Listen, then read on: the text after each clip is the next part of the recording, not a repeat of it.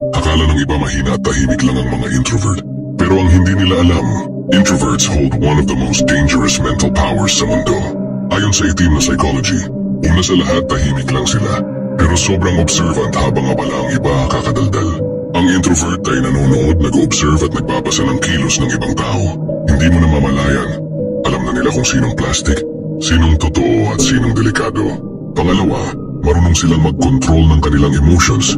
Sa pinakaloob nila ay parang kinakabahan na sila, pero sa panlabas nila ay sobrang kalmado lang nila.